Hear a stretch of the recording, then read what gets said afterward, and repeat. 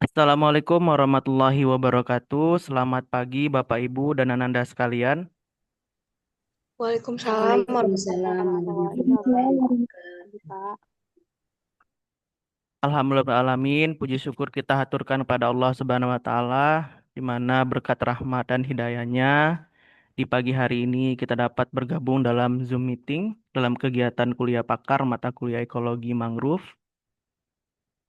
Di sini sudah ada Bapak pemateri kita yaitu Bapak Nuris Fatahillah dari program studi dari jurusan Pendidikan IPA Universitas Sultan Ageng Tirtayasa Banten.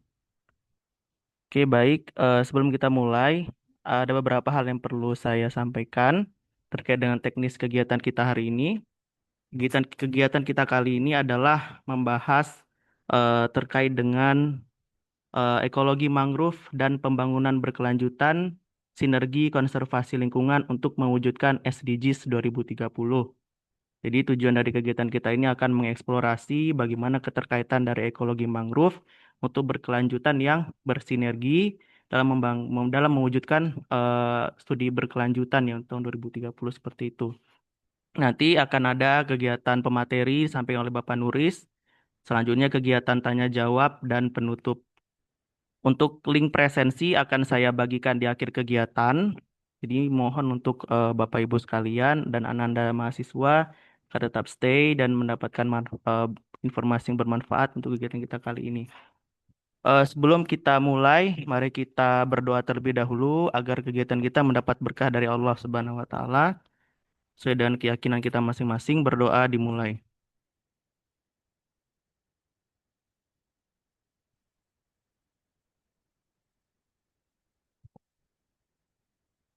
Oke, baik, Bapak Ibu. Ini kita tuh dokumentasi terlebih dahulu ya. Boleh diaktifkan dulu kameranya.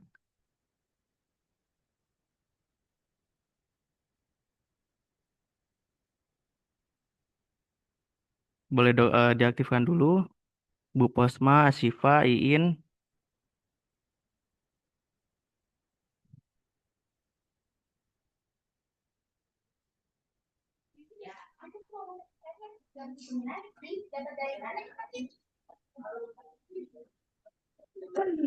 Fahrun, Nabila, Yuni, Febrianti. Ya, kita dokumentasi terlebih dahulu.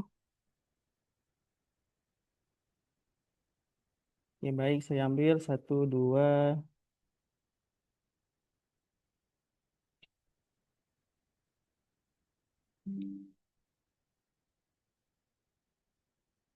Oke,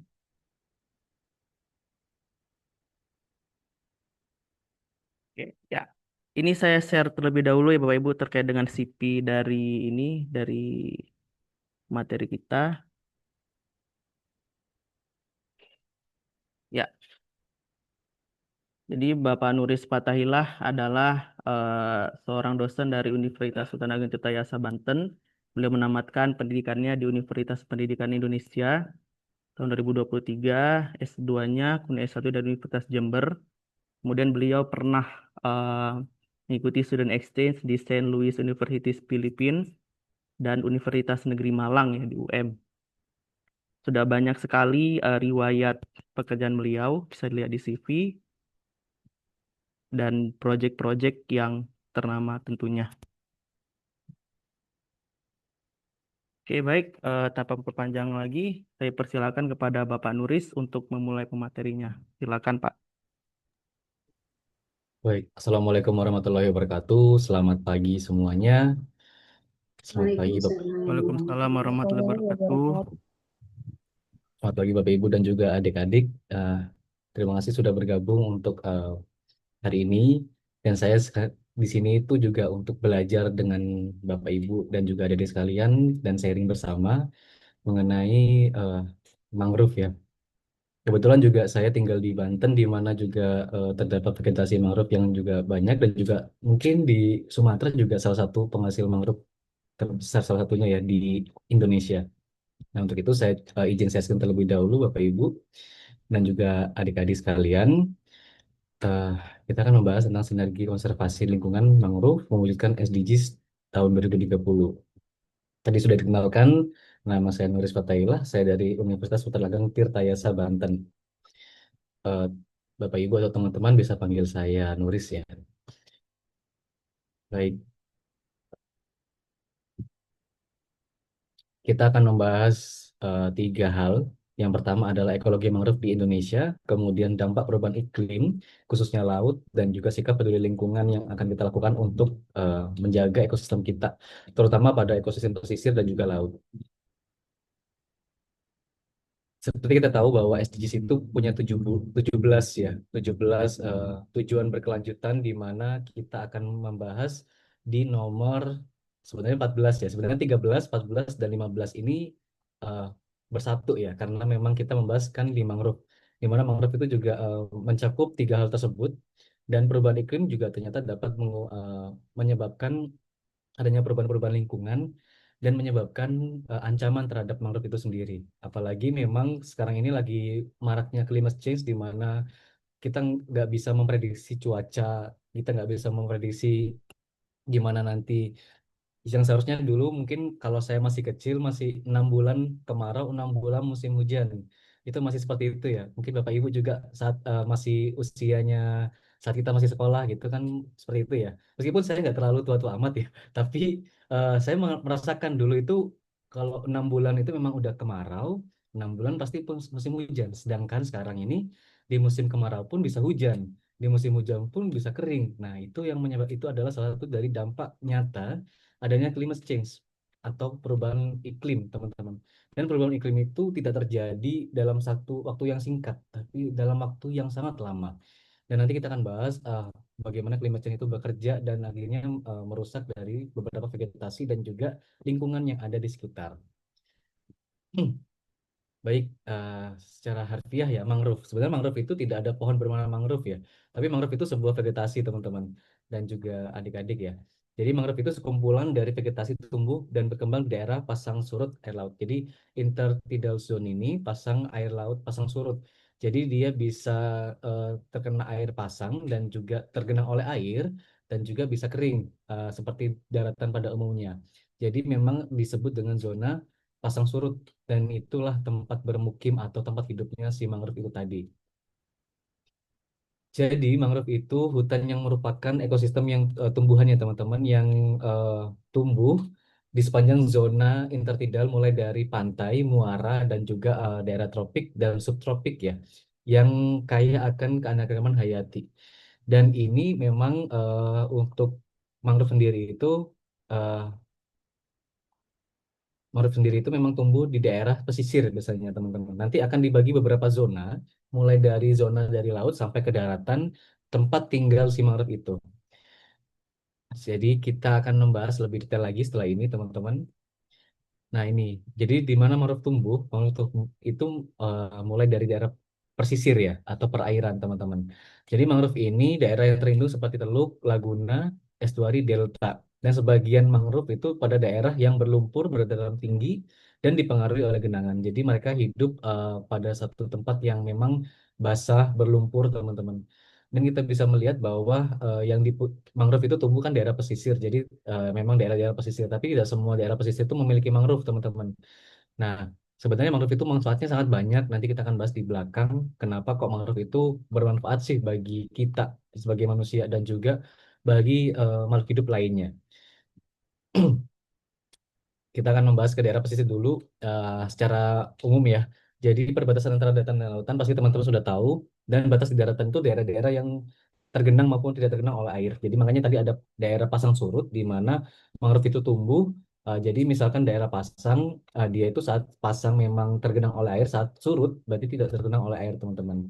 Dan memang dipengaruhi oleh daerah berlumpur dan salinitas ya untuk tumbuhnya si mangrove itu. Dan beberapa jenis mangrove itu memang tumbuh sesuai dengan habitat masing-masing. Dan ada batas di laut, teman-teman.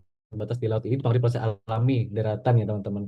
Jadi antara batas di laut dan darat itu sangat jelas. Jadi itulah disebut dengan batas di laut, teman-teman. Jadi antara laut dan daratan itu sudah terpisah.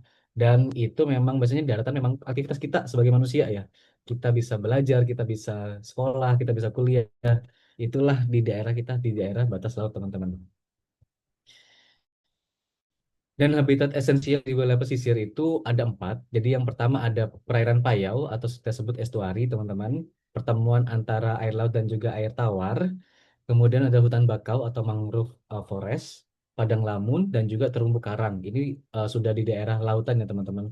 Daerah perbatasannya itu daerah estuari dan hutan bakau antara daratan dan juga laut.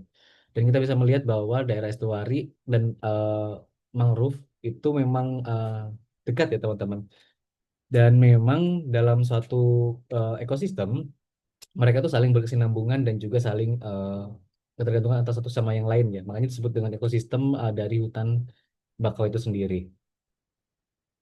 Nah, mangrove itu sendiri secara teori itu hutan yang tumbuh pada daerah lumpur aluvial yang dipengaruhi oleh pasang surut air laut. Jadi memang berpengaruh ya. Dan tiap-tiap jenis mangrove itu juga melihat apa ya? Tiap-tiap jenis mangrove itu juga tinggal ataupun hidup itu sesuai dengan keadaan dari lingkungan sekitar. Jadi nggak semua mangrove itu bisa tinggal di daerah yang mungkin dekat dengan laut, teman-teman, atau salinitas tinggi. Memang nanti ada beberapa jenis yang memang hidup sesuai dengan habitat dan juga tinggal sesuai dengan apa ya ciri khas masing-masing dan terdiri dari jenis beberapa pohon dari Avicenna teman-teman, Soneraceae dan sampai ke Nipa. Jadi ada banyak jenis mangrove yang ada di Indonesia dan memang ditemukan di beberapa tempat. Kemudian banyak ditemukan juga di pantai-pantai, teluk yang dangkal, estuaria, delta dan daerah pantai yang terlindung. Jadi memang mangrove ini kita akan temukan di daerah pesisir teman-teman. Sangat jarang sekali mangrove itu tumbuh di darat. Memang memang karena habitat mereka ada di daerah laut ya teman-teman. Oke teman-teman, kita bisa lanjut. Mohon maaf, ini untuk internet saya sedikit terganggu karena setelah di sini setelah hujan deras tadi pagi dan ini masih rintik-rintik. Dan jenis-jenis tumbuhan mangrove itu terdapat banyak di Indonesia ya. Jadi ada sekitar 89 jenis mangrove. Itu ada 35 jenis pohon, jenis perdu, terna, liana, dan jenis epifit, serta 2 jenis parasit, teman-teman. Jadi yang pohon ini memang maksudnya adalah memang dia itu sudah seperti berkayu ya teman-teman tumbuhannya. Kemudian ada jenis perdu. Jadi perdu ini biasanya dia berkayu tapi berukuran kecil dan juga bercabang dan dia dekat dengan permukaan tanah. Contohnya itu ada jeruju teman-teman untuk di daerah jenis perdu ya teman-teman ya.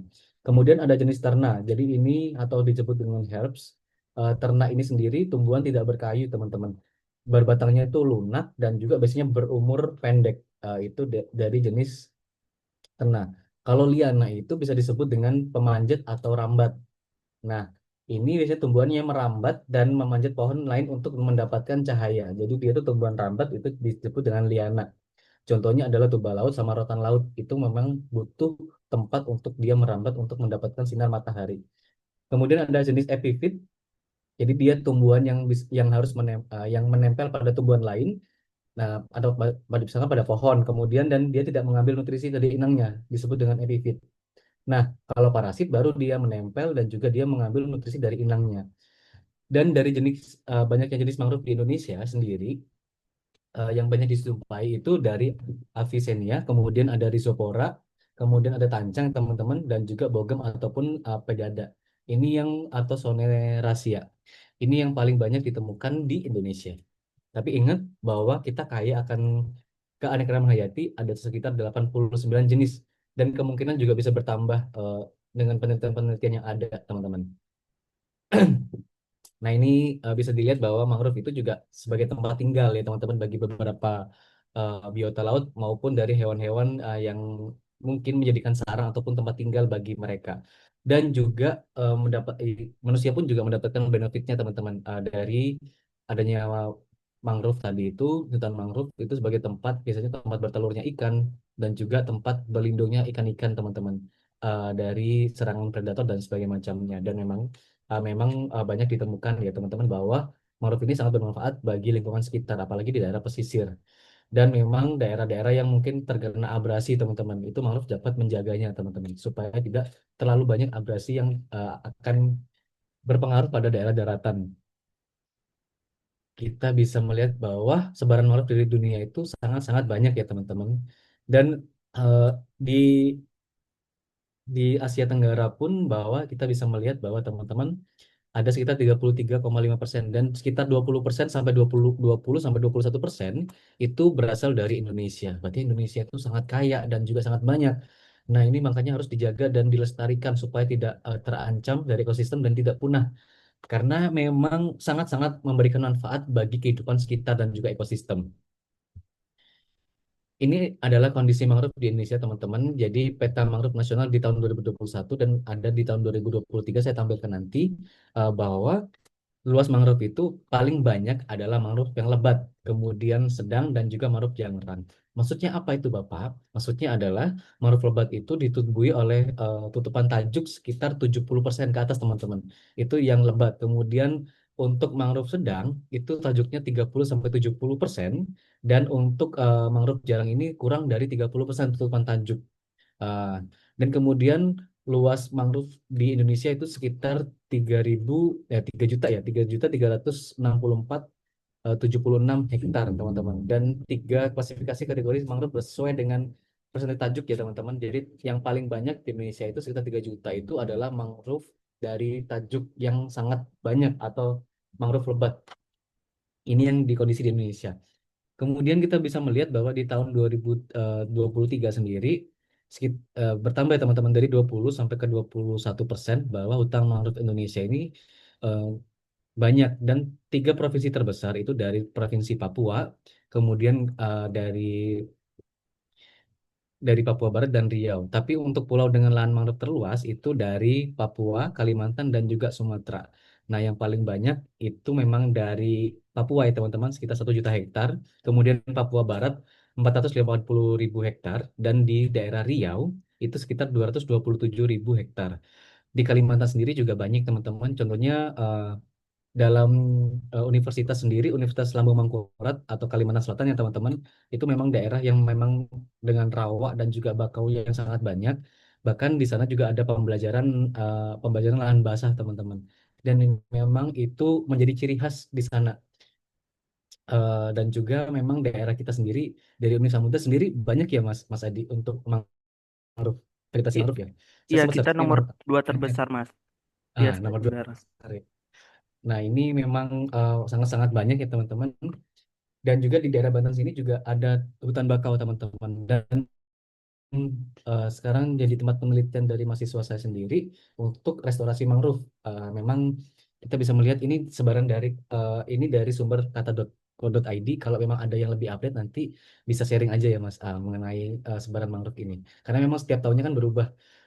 Kemudian kita bisa melihat bahwa, teman-teman, zona dalam eh, zona kawasan mangrove itu banyak ya, teman-teman. Jadi zona di Indonesia sendiri terdiri dari 4 zonasi, teman-teman, mangrove itu.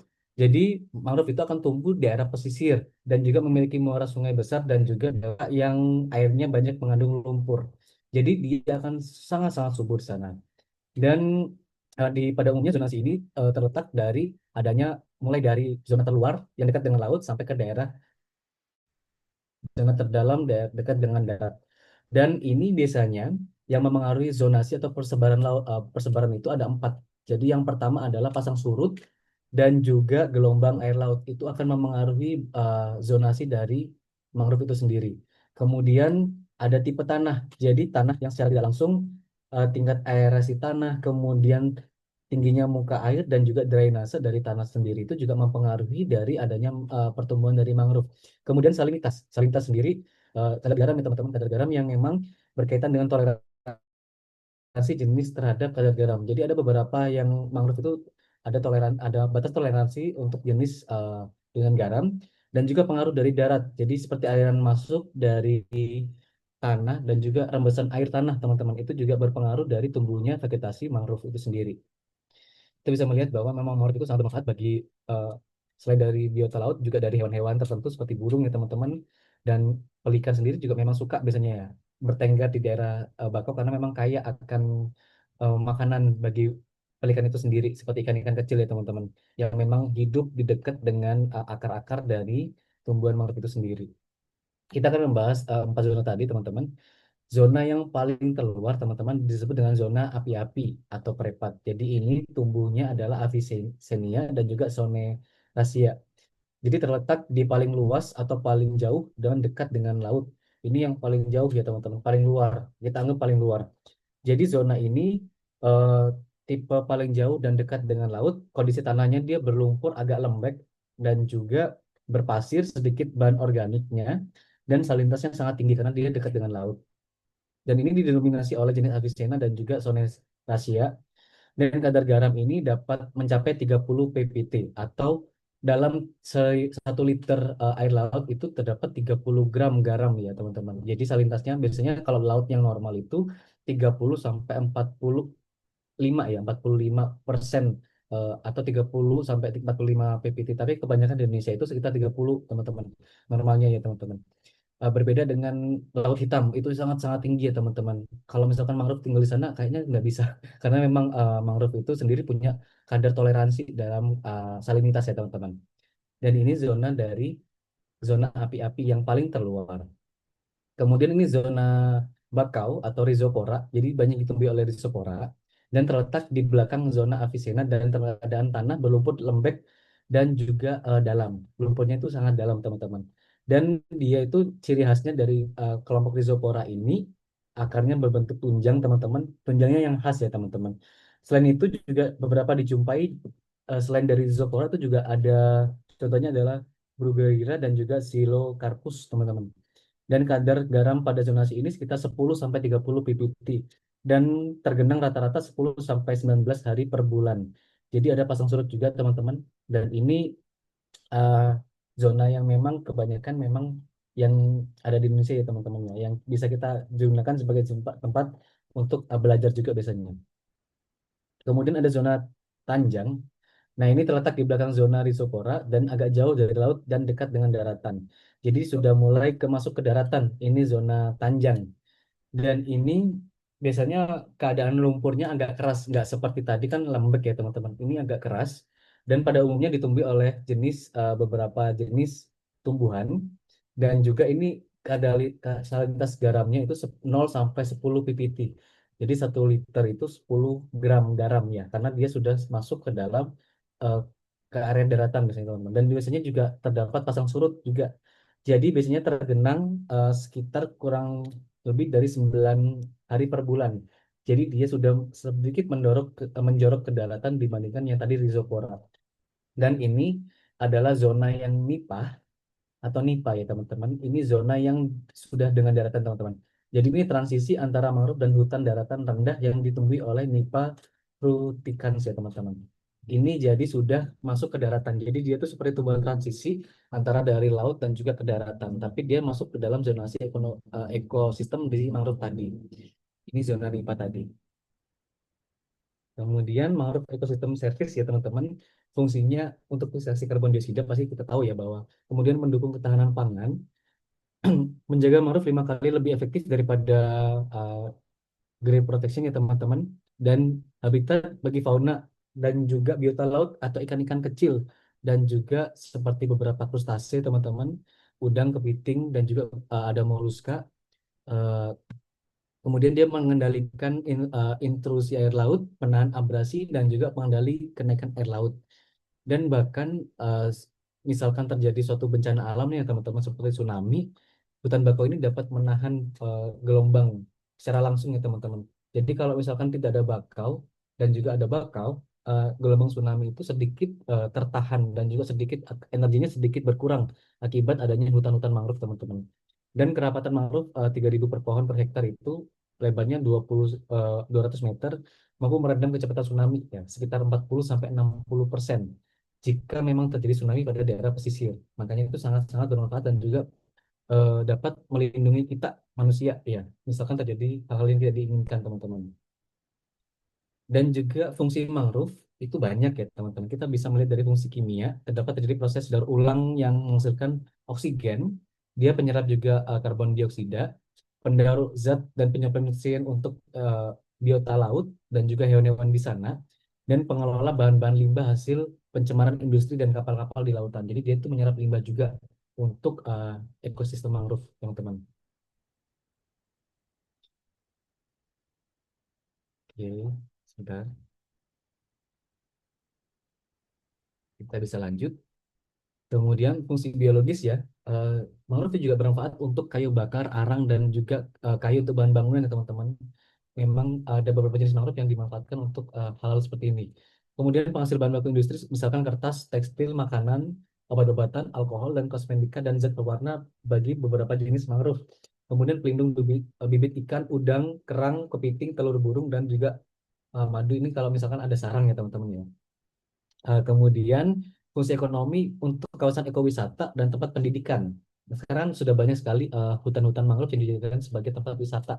Contohnya di Banyuwangi sendiri, saya berasal dari Banyuwangi teman-teman.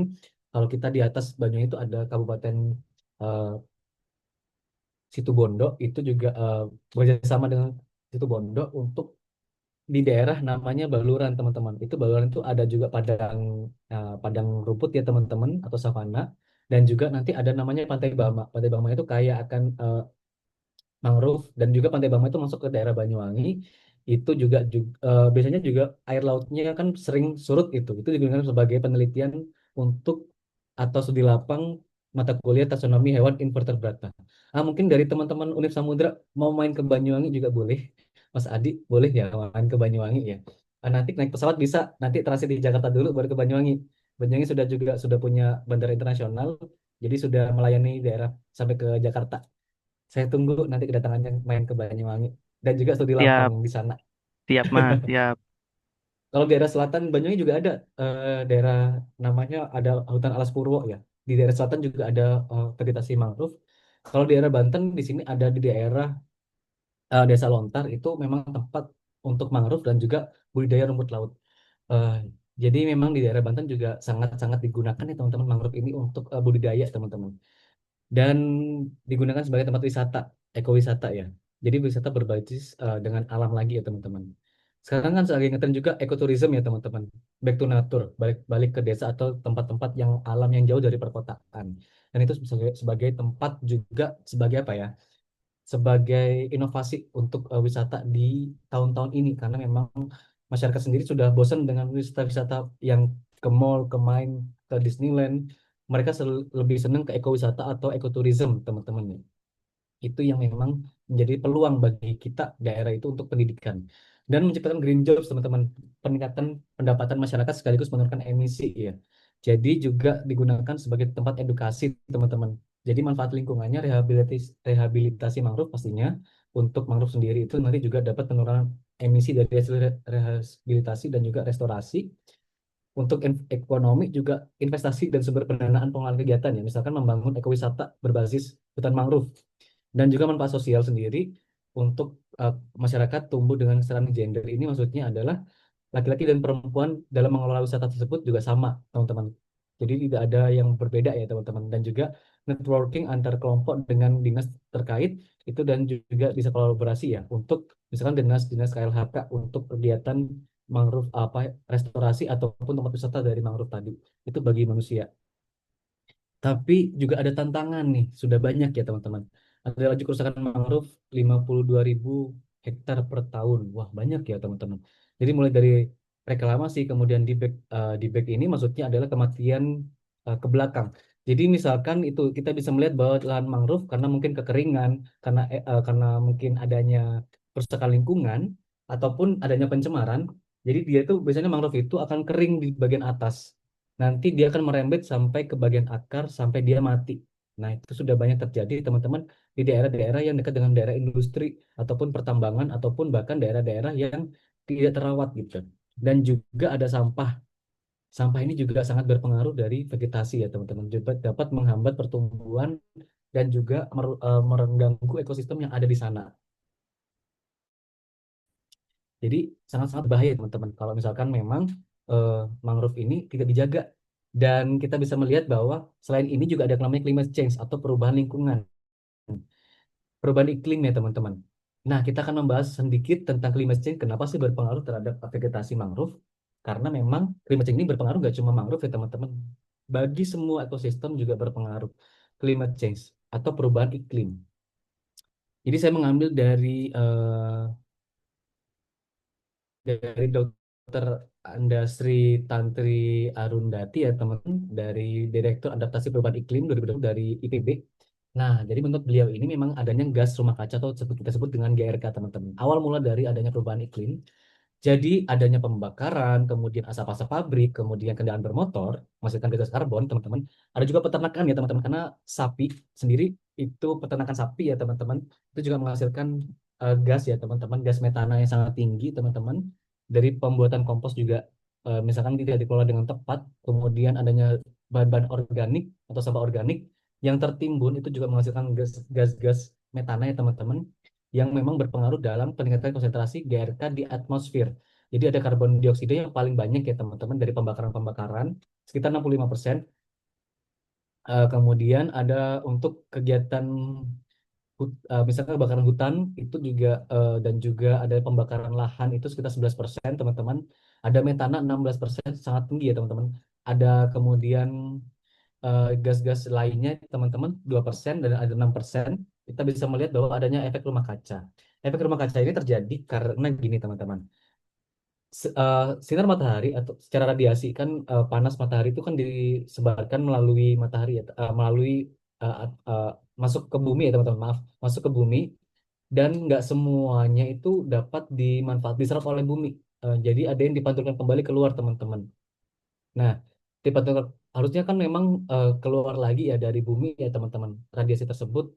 Jadi karena adanya gas-gas ini, gas-gas yang paling berpengaruh itu karbon dioksida ya teman-teman. Sekitar 56% dia akan memantulkan lagi panas bumi. Jadi yang harusnya keluar karena gas-gas ini tertahan di atmosfer, itu akan memantulkan kembali ke dalam bumi. Mantul lagi, akhirnya si bumi itu jadi panas, jadi pengap ya teman-teman. Karena gas-gas panas-panas yang harusnya terpantul keluar itu masuk lagi. Jadi lama-kelamaan akan meningkatkan suhu global, teman-teman. Kita bisa melihat bahwa suhu global, kita bisa melihat dari tahun dulu ya, dari tahun 1880. Wah, saya belum lahir sih, ya. Saya nggak tahu sih tahun 80 kayak gimana ya, teman-teman. Tapi ini menurut penelitian ya, teman-teman. Sampai 2012 pun itu suhunya naik, teman-teman. Tidak ada penurunan. Bahkan Mas Adi pun tahun 80 belum lahir kayaknya. Sama ya, kita belum lahir ya, Mas. Masih di awang-awang, Mas. Masih di awang-awang kita ya, apalagi adik-adik ini ya, oh masih lama. Dan di tahun 2012 sendiri itu sudah mulai meningkat teman-teman.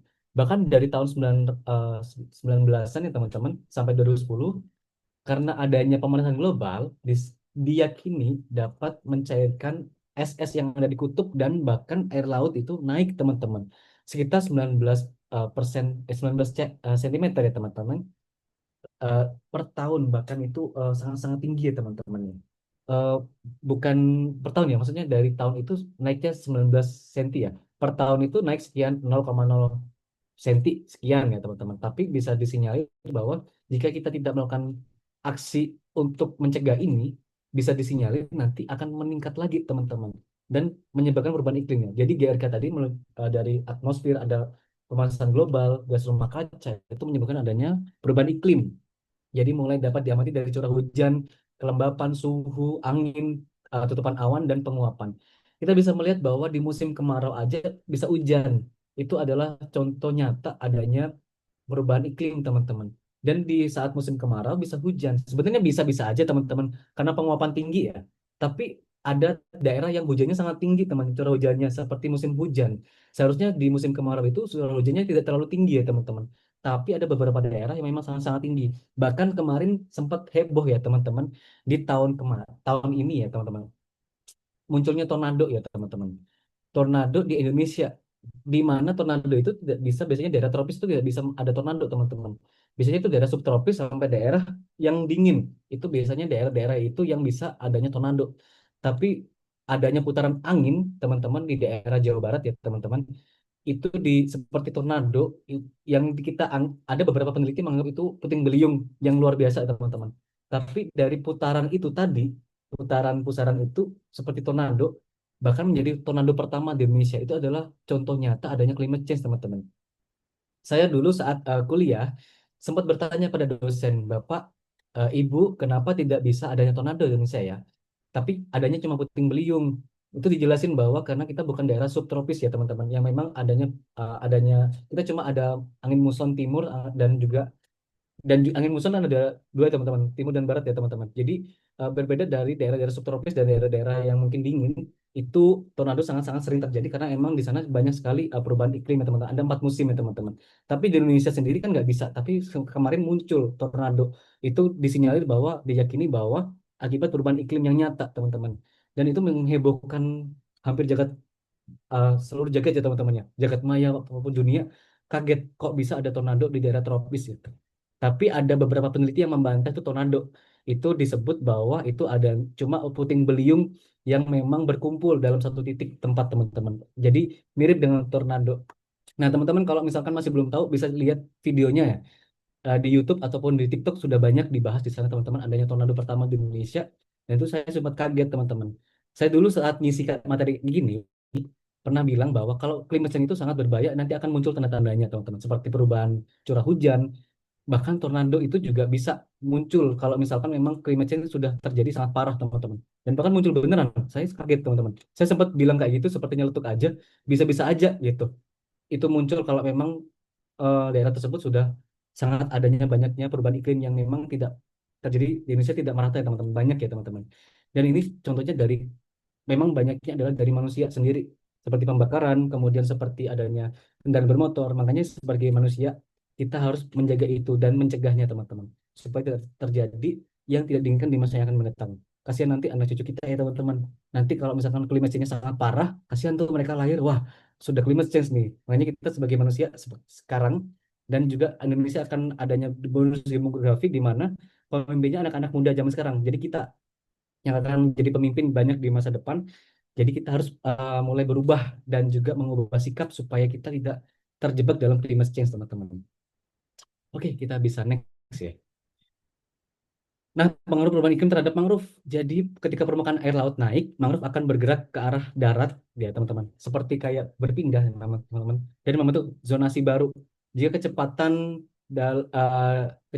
dari kenaikan elevasi permukaan tanah lebih tinggi dari laju, maka diperkirakan mangrove dapat bertahan hidup. Tapi sebaliknya, jika keberadaan mangrove itu terganggu, maka akan jadi kepunahan. Nah, seperti contoh di sini bahwa karena memang adanya air laut yang bergerak naik, itu mangrove juga berpindah vegetasinya kan tumbuhnya mengikuti dari habitatnya teman-teman. Jika mangrove daratan tadi terkena air laut sangat-sangat banyak, contohnya yang tadi harus hanya 9 hari ya teman-teman. Zona NIPA, tadi kan 9 hari untuk kena air air laut ya teman-teman, atau terkena pasang. Jika dia terkena pasang sampai 30 hari misalkan, 1 bulan karena adanya perubahan iklim, dia akan mati teman-teman. Kecuali kalau dari dari apa ya keturunannya itu biasanya akan bergerak ke area darat karena mengikuti dari kehidupannya itu mengikuti dari apa ya habitatnya teman-teman. Jadi nggak bisa kalau zona NIPA itu terkena laut sangat-sangat banyak kan dia data salinitasnya 0 sampai 10%. Kalau dia terkena banyak lebih dari 10%, zona ini akan mati biasanya teman-teman atau akan punah nantinya. Makanya itu perubahan iklim juga berpengaruh karena air laut juga naik teman-teman. Oke, jadi faktornya tadi banyak ya. Ada perubahan iklim, kemudian ada penambangan lahan mangrove, ada pencemaran air, gangguan ekosistem, dan perubahan sungai. Jadi teman-teman, ini kalau saya jelasin agak banyak ya. Jadi teman-teman juga bisa sambil membaca. Jadi perubahan iklim, jadi mulai dari air permukaan laut kan naik ya teman-teman. Kemudian penebangan mangrove jelas kalau ditebang yang seharusnya tempat habitat ikan, habitat biota laut, dan juga beberapa jenis burung, bahkan dari jenis-jenis mamalia itu kalau ditebang pasti akan mengganggu ekosistemnya dan biasanya juga mati teman-teman atau bahkan tidak punya tempat tinggal dan akhirnya yang memang awalnya itu banyak jadi sedikit teman-teman. Pencemaran air pasti ya dari contohnya tumpahan tumpahan kapal minyak ya, kemudian adanya pembuangan sampah ataupun limbah ke laut itu juga berpengaruh sangat-sangat berpengaruh dari kehidupan mangrove itu sendiri. Jadi dampak dari eh, mangrove itu jadi kerusakan unsur biotik dan abiotik ya teman-teman. Jadi terganggunya sistem mangrove, peningkatan risiko bencana dan juga emisi gas rumah kaca tadi ya. Sudah jelaskan secara detail tadi ya teman-teman. Teman-teman bisa dibaca, nanti juga PPT-nya bisa saya share ya Mas Adi. Mungkin peserta jika minta juga bisa dibaca secara detail teman-teman. Karena kita keterbatasan waktu teman-teman dan materinya lumayan banyak padat ya teman-teman. Jadi kita di next ya sambil dibahas bahwa memang ini berpengaruh terhadap ekosistem mangrove itu tadi sendiri. Jadi kita harus melakukan apa? Pengelolaan berkelanjutan. Jadi mulai dari pemberdayaan masyarakat lokal, rehabilitasi eh, lahan mangrove, ketepatan kawasan konservasi, penerapan zonasi pengelolaan, dan juga pastinya pembatasan pemanfaatan lahan mangrove. Jadi nggak semua lahan mangrove itu digunakan teman-teman. Harus tetap dijaga supaya apa? Supaya tetap terjaga ekosistemnya. Jadi alternatif untuk menjaga lingkungan laut juga ada kita lakukan adalah memberikan peraturan pada pengunjung pantai tidak boleh merusak, tidak boleh menebang mangrove secara liar ataupun kalau bisa misalkan memanfaatkan mangrove itu juga harus ada izin dan tidak boleh sembarangan tempat itu digunakan untuk eh, dimanfaatkan oleh masyarakat. Kemudian restorasi daerah pesisir terutama daerah hutan mangrove itu sangat penting untuk menjaga ekosistem mangrove itu sendiri, teman-teman. Ini contohnya teman-teman, saya kemarin melakukan inovasi teman-teman dengan mahasiswa saya di Untirta. Kita melakukan restorasi mangrove teman-teman. Jadi kita membuat inovasi teman-teman dan aksi lingkungan untuk menjaga ekosistem pesisir di daerah Desa Lontar di Banten ya teman-teman. Jadi kita membuat eco polybag teman-teman dari rumput laut karena daerah daerah sana itu menghasilkan budidaya rumput laut Exoma ecodictylon teman-teman yang biasanya dipakai untuk es campur ya teman-teman. Seger itu ya untuk dimakan ya teman-teman. Nah, ini kemarin dapat dana hibah dari BB Sponsorship dari Kehati teman-teman untuk membuat eco polybag. Jadi di Desa Lontar itu untuk pembibitan memakai polybag teman-teman. Polybag yang memang eh, tidak ramah lingkungan. Dan misalkan jika mangrove-nya sudah mulai tumbuh, itu harus dicopot dulu dan itu memakan apa ya teman-teman? Itu bekerja dua kali. Jadi kita membuat eco polybag yang langsung terurai oleh alam dan menjadi pupuk alami bagi mangrove itu sendiri. Dan ini tidak hanya mangrove teman-teman, tapi digunakan dari tumbuhan lain juga bisa. Nah ini jadi kemarin dari mahasiswa saya sendiri dan juga teman-teman itu melaksanakan kegiatan restorasi mangrove untuk menjaga habitat mangrove. Karena memang adanya sampah-sampah plastik kemudian tumbuhan dari restorasi mangrove ini tidak merata, jadi kita melakukan pengabdian ke sana teman-teman untuk membuat eco polybag yang ramah lingkungan dari rumput laut Exoma cotoni, kemudian juga eh, menanam kembali mangrove di bibit mangrove supaya nanti saat misalkan mangrove ditanam tidak perlu dua kali bekerja untuk mencopot ataupun mengambil dari sisa dari plastik polybag itu tadi. Dan itu dapat menghambat dari pertumbuhan mangrove jika memang tidak dilepas teman-teman. Makanya kita membuat inovasi untuk eco polybag yang ramah lingkungan dan dapat langsung terolah oleh alam. Nanti kita bisa sharing ini teman-teman juga boleh karena kita sudah melakukan pengabdian ini teman-teman dan 3 bulan ini sudah 2 bulan jadi tinggal 1 bulan untuk penanaman kembali teman-teman. Ini sudah ditanam kemarin dan alhamdulillah mendapatkan eh, dari masyarakat sana mendukung untuk kegiatan restorasi mangrove teman-teman dari Eco Polybag ini teman-teman. Nanti kalau mau sharing juga boleh teman-teman mengenai Eco Polybag, misalkan teman-teman mau buat juga boleh. Nanti kita bisa berbagi ilmu di sini teman-teman.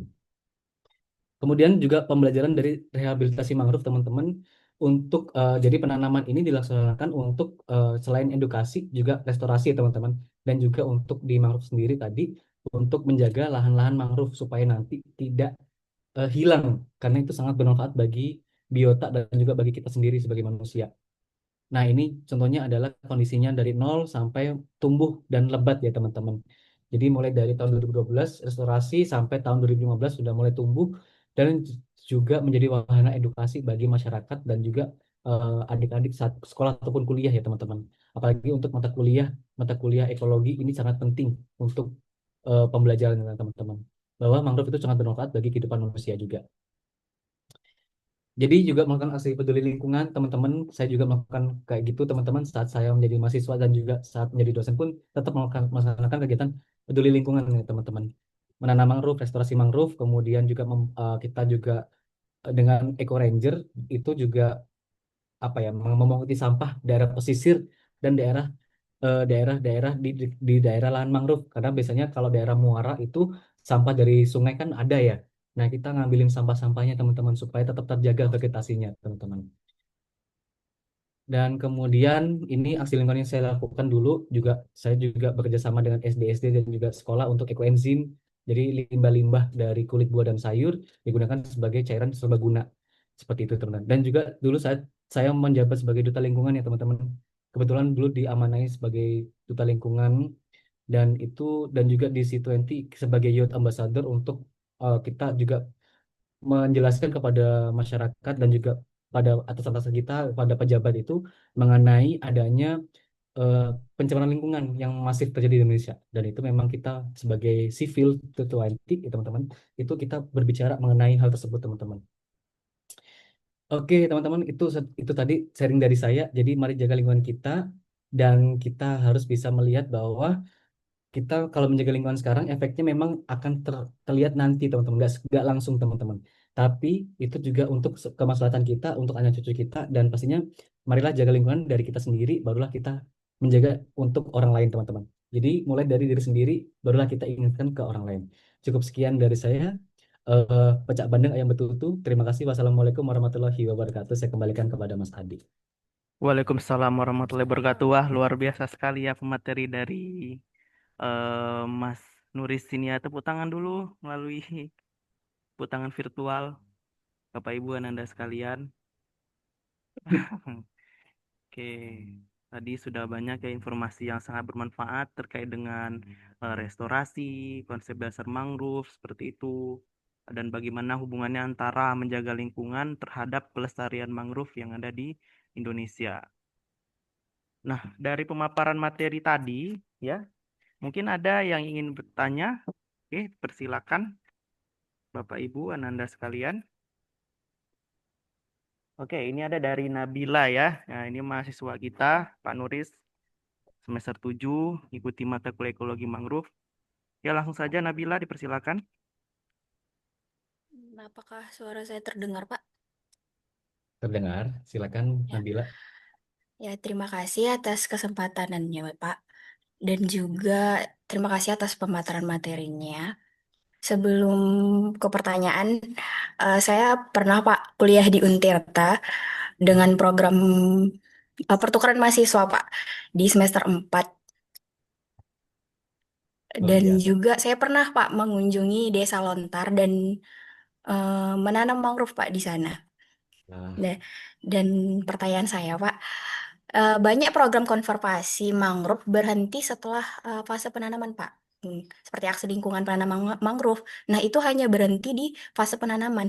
Nah, bagaimana caranya untuk memastikan keberlangsungan atau keberkelanjutan jangka panjang dari proyek-proyek rehabilitas mangrove ini agar tidak hanya bersifat seremonial saja, Pak. Seperti itu.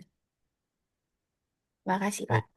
Terima kasih Nabila. Luar biasa sekali. Pernah ke Untirta, pernah ke Banten juga ya. Wah, luar biasa. Berarti kapan-kapan saya main ke Uni Samudra ya. Kayaknya seru juga main-main ke sana. Saya belum pernah menginjakan kaki ke Sumatera sih sampai sekarang. Semoga ada kesempatan ya. Semoga kita bisa main ke sana sama Mas Adit dan juga Bapak Ibu dosen yang lain. Oke, memang banyak ya. Bahkan memang ada kegiatan, bahkan kegiatan seperti kegiatan lingkungan, pembukaan tempat wisata, itu biasanya menanam mangrove ya teman-teman. Memang banyak yang tidak, memang kebanyakan adalah seremonial.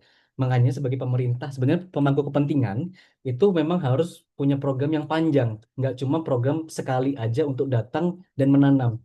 Contohnya memang contohnya saya ngambil dari sponsorship ini, kan jangka waktunya 3 bulan ya teman-teman, untuk dari penanaman sampai pendidikan ke masyarakat, yang tadi menanam mangrove itu 3 bulan.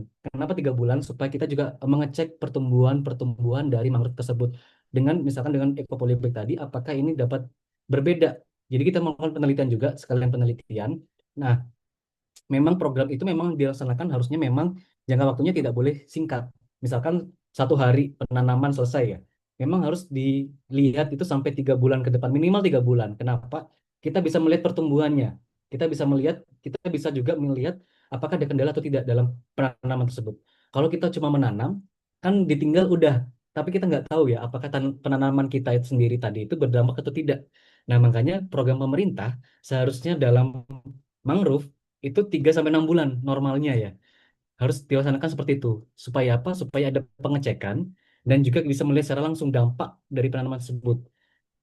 Soalnya memang banyak, bahkan ada fun run menanam mangrove ya. Itu sekali selesai, udah selesai, tidak ada fun run lanjutan atau pengecekan lanjutan.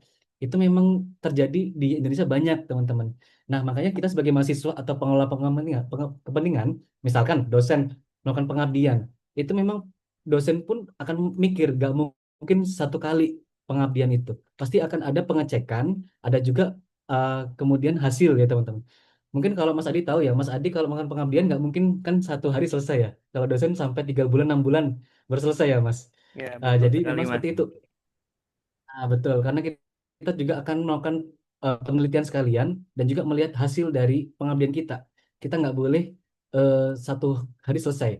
Makanya itu mungkin sebagai pemangku kepentingan, mungkin juga Nabila sebagai mahasiswa juga boleh mengkritisi hal tersebut. Kita juga boleh memberikan masukan kepada pemerintah ataupun pengelola bahwa mangrove itu juga selain ditanam juga perlu untuk dilihat dan juga dijaga. Karena kita nggak tahu ya yang kita tanam ini apakah nantinya akan tumbuh atau tidak. Nah, makanya itu sebagai mahasiswa kita juga boleh mengkritisi hal tersebut. Saya mungkin saran saya adalah mungkin nanti di masa depan Nabila menjadi seorang dosen ataupun peneliti dan juga melakukan kegiatan seperti ini, berarti harus membuat program yang lama jangka panjang. Jadi jangan sampai satu kali penanaman selesai. Jadi minimal 3 bulan sampai 6 bulan itu untuk rehabilitasi atau konservasi ya. Itu supaya apa? Supaya nanti kita tahu apakah yang kita lakukan berdampak atau tidak. Makanya dosen itu kalau pengabdian tidak hanya berhenti sehari selesai.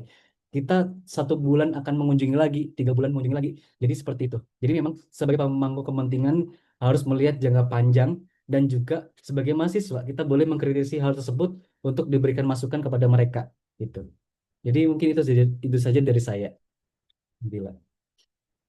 Semangat ya, semoga cepat selesai. Oke, baik. Terima kasih untuk Nabila dan Mas Nuris. Luar biasa ya pertanyaan dan jawabannya. Jadi intinya memang perlu adanya program jangka panjang dan berkelanjutan ya Mas ya. Untuk dicek Betul secara sekali. berkala terkait dengan bagaimana pertumbuhan, efektivitas dari pertumbuhan dan perkembangan mangrove yang kita tanam. Jadi kalau di kegiatan Tridharma di Unsam sendiri Mas di program studi pendidikan biologi pernah melaksanakan penanaman mangrove di Pulau Pusong sekitar Oh, 1 bulan yang lalu.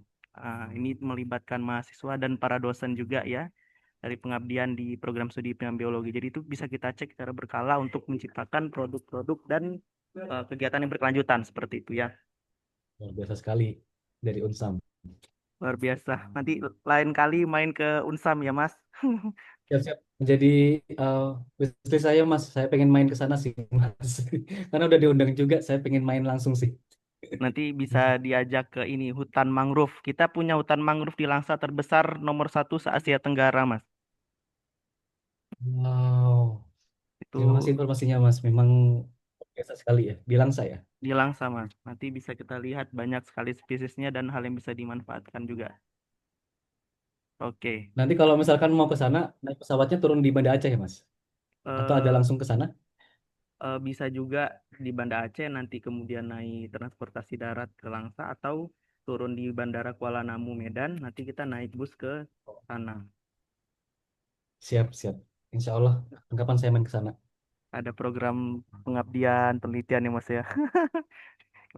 Kalau dosen orientasinya ke sana ya. Semoga ya. Amin. Betul. Oke, yang lain kira-kira ada lagi Nanda sekalian Bapak Ibu?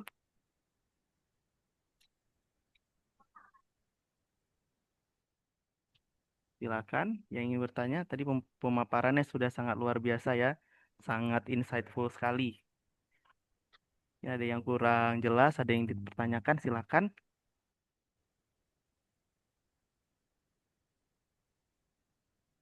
Oke, mungkin belum ada. Nah, coba saya ingin bertanya Mas, ya. Ini Mas, terkait dengan ekoplastik itu bagaimana Mas kegiatan yang di Untirta kemarin Mas? Boleh dijelaskan mungkin Mas? Itu sangat menarik sekali Baik, ya. Mas. Jadi ekopolybag atau ekoplastik tadi itu memang sebenarnya memang mahasiswa ini kan pengen restorasi ya.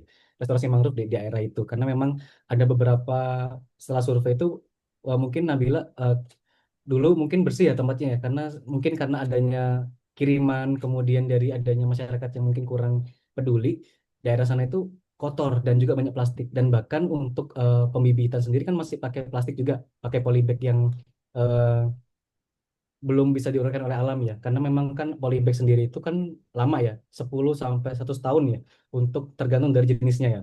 Nah, mahasiswa itu punya keluhan itu, Pak, kita bisa gak ya Pak, eh, mengurangi sampah plastik daerah ini gitu dengan cara sederhana.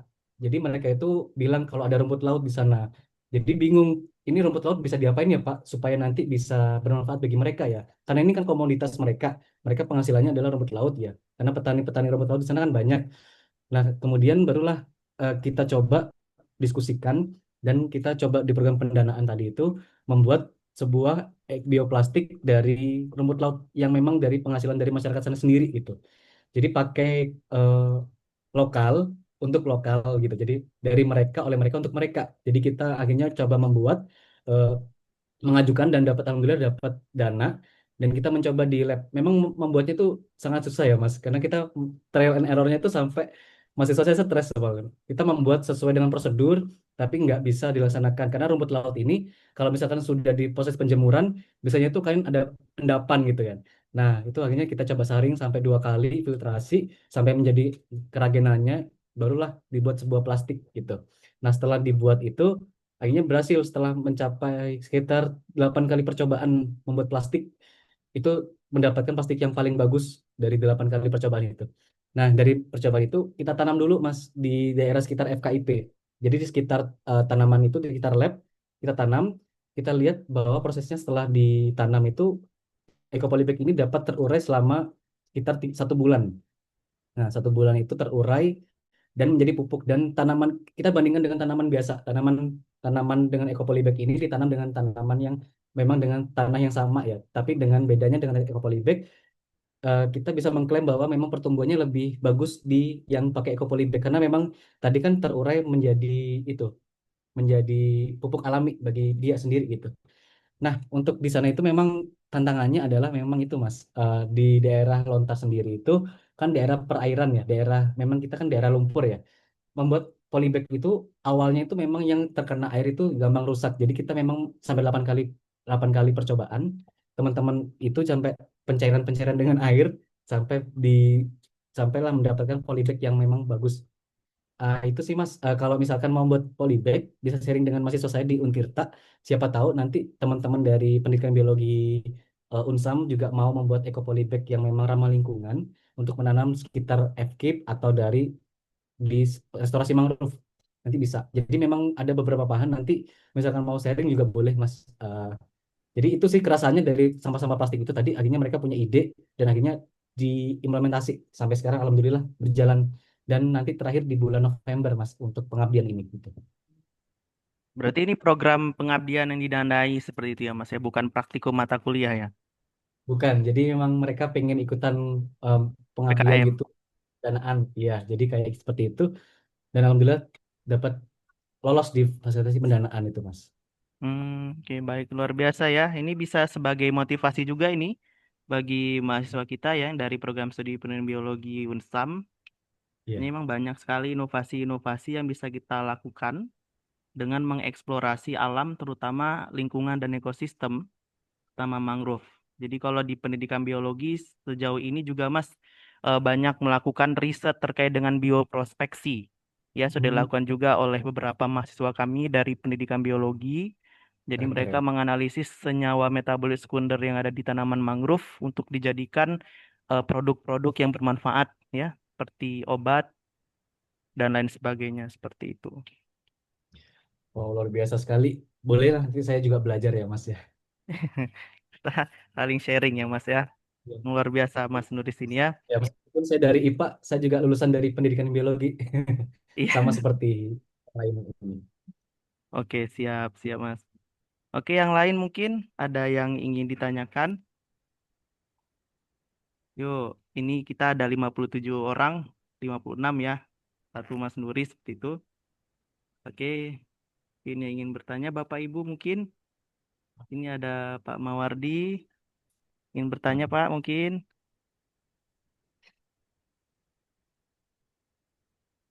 Ada Bu Anti juga, Bu Mar, ada Bu Eka, ya dosen-dosen kita dari Prodi Biologi.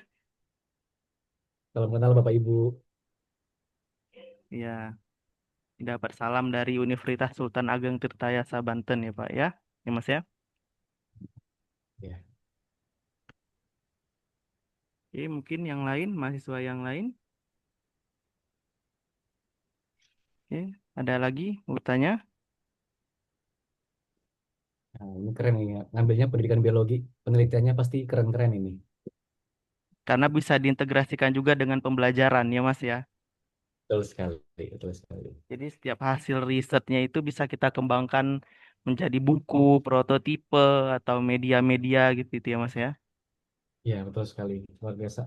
Hmm, Tapi memang kalau boleh sharing, anak-anak pendidikan biologi itu kan memang banyak laporannya ya, teman-teman ya. Seminggu bisa berapa laporan. Tapi di dunia kerja, nanti anak-anak pendidikan biologi itu yang paling cepat adaptasinya. Saya bisa jamin itu. Yang kan paling karena cepat dan sudah paling sering biasa. eksplor ke lab. Iya, terbiasa juga soalnya. Dan terbiasa bekerja di bawah under pressure ya, dengan Bawa tekanan. tuntutan tugas yang banyak ya Mas ya. Ya, ini ada Ibu Desi, silakan Bu, mungkin mau bertanya, dosen-dosen kita. Ada yang kurang jelas, mungkin silakan pertanyakan. Ini kita kita explore ya materinya sedalam-dalamnya, karena materinya sangat luar biasa. Pemanfaatan mangrove untuk berkelanjutan seperti itu ya.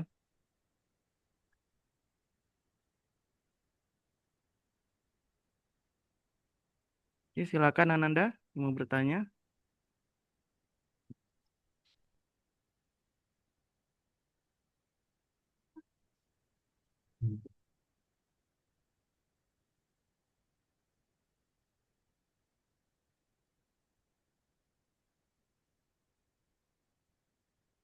Oke, tidak ada lagi.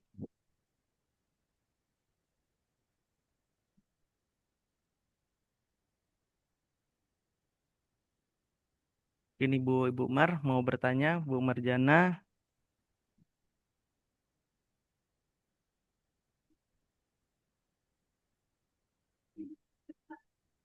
Anastasia, mungkin Feby, ini mahasiswa kita semua. Ade, silakan bertanya.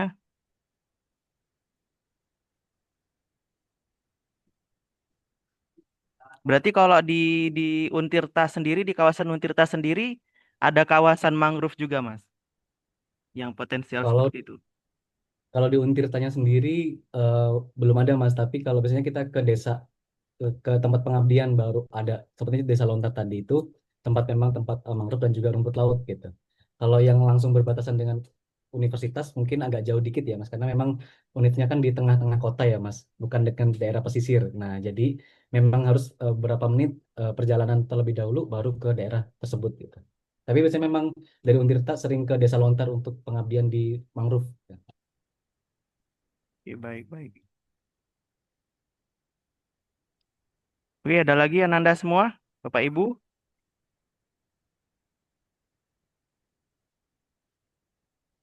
Oke lah, mungkin sudah cukup jelas ya pemaparan dari Mas Nuris, dari penyampaiannya juga dikemas dengan sangat menarik seperti itu ya. Dan juga penyampaian materinya juga sangat insightful terkait dengan ekologi mangrove dalam pemanfaatannya secara berkelanjutan. Saya rasa cukup demikian ya dalam hal penyampaian materi. Jika tidak ada lagi Bapak Ibu, Ananda sekalian ingin bertanya, bisa kita akhiri. Mungkin dari Mas Nuri sendiri ada closing statement untuk menutup perkuliahan kita. Silakan Mas. Closing statementnya mungkin ini yang selalu saya pegang sih Mas. Dalam semua kegiatan saya tuh suka sama sebuah kartun teman-teman. Kartunnya itu Doraemon teman-teman. Kenapa Doraemon? Karena saya suka Doraemon tuh punya segala solusi dari semua masalah dengan kantung ajaibnya. Nah, saya mengutip satu kata dari Doraemon itu teman-teman, jadilah dirimu apa adanya, maka dunia tidak akan menjauh saat dunia tak seperti yang mereka mau. Jadi maksudnya adalah teman-teman jadi apa adanya, teman-teman jadi semangat untuk berkegiatan dan memang tidak ada maksud lain. Insya Allah teman-teman akan selalu dimudahkan teman-teman. Dan di mana ada kesulitan itu ada jalan. Seperti di kartun Doraemon sendiri itu tadi, bahwa setiap ada permasalahan pasti ada solusi dari semua permasalahan itu. Jadi teman-teman yang kuliah, tugas akhir dan sebagainya macamnya, kalau ada masalah, yakinlah bahwa setiap masalah ada solusi dan jangan lupa hubungin dosen pembimbing ya, teman-teman. Semangat untuk kuliahnya dan semangat untuk lulus. Semoga nanti di depan dapat memberikan cahaya-cahaya edukasi bagi masyarakat dan juga bagi anak-anak kita kelak. Itu aja, terima kasih. Oke, baik. Terima kasih banyak. Boleh give applause sekali lagi untuk pemateri kita yang sungguh luar biasa ya. Oke, ya. Pak Adi, Ya, Ibu. Pak Adi ini Ya, Bu. Umar ya. Pak Adi, saya rasa perlu difoto lagi tuh Bu. Karena ini jumlah mahasiswanya udah cukup banyak. Tadi kan sangat sedikit ya. Baik, Bu. Oke. Baik, Bu. Oke, baik. Kepada Bapak Ibu, Nanda sekalian, boleh di on cam kembali, kita foto kembali. Ini materinya sudah cukup banyak ya. Silakan on cam kembali. Kalau bisa dipakai virtual background-nya ya, Pak ya. Kita nampak cantik semua. Oke, Nabila, Ade, Sonia, Rizky, silakan on cam. Rizky Maulida, Tasya, Syifa. Ya, ini banyak yang off cam ya. On cam terlebih dahulu. Oke, baik. Saya ambil Bapak Ibu. Slide pertama terlebih dahulu. 1, 2,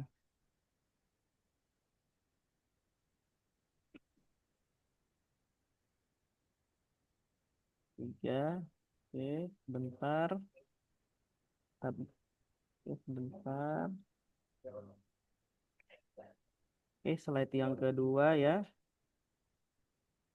1, 2.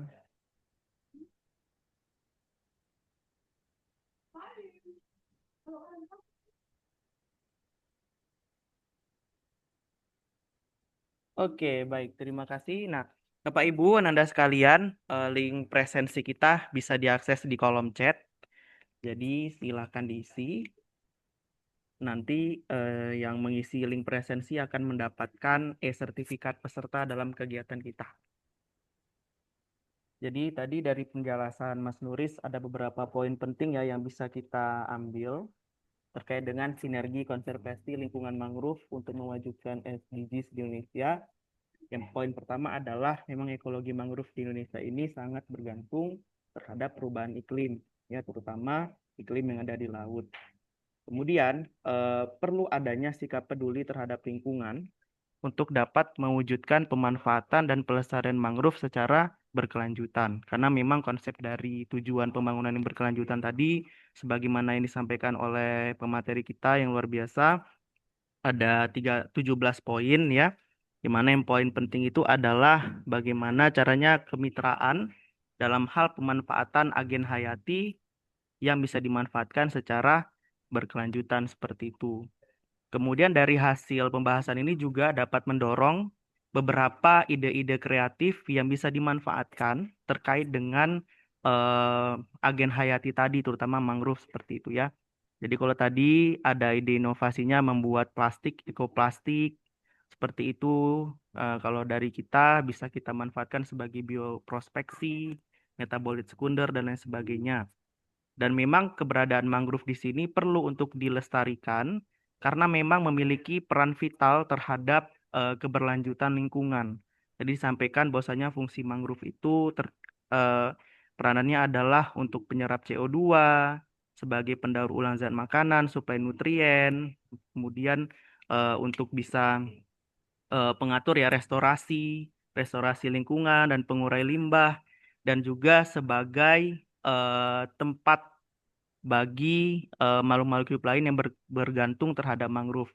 Pada ikan-ikan kecil sebagai tempat pemijahan, ya hewan-hewan primata dan lain sebagainya seperti itu. Dan mangrove juga memiliki ciri karakter yang khas yang bisa menyesuaikan dengan karakteristik dari perubahan lingkungan.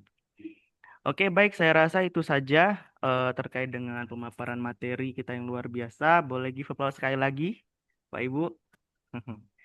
Yang virtual ya. Semoga bermanfaat apa yang kita kerjakan hari ini. Saya akhiri. Assalamualaikum warahmatullahi wabarakatuh. Waalaikumsalam warahmatullahi wabarakatuh. Terima kasih, Pak. Terima kasih Bapak Ibu dosen dari Universitas Samudra dan teman-teman yang sudah hadir. Terima kasih. Ya, terima kasih kembali Mas. Nanti sertifikat pemateri dan sertifikat peserta bagi Bapak Ibu dan Ananda yang lain akan dikirimkan via email ya. Karena dari link akan diminta untuk input email.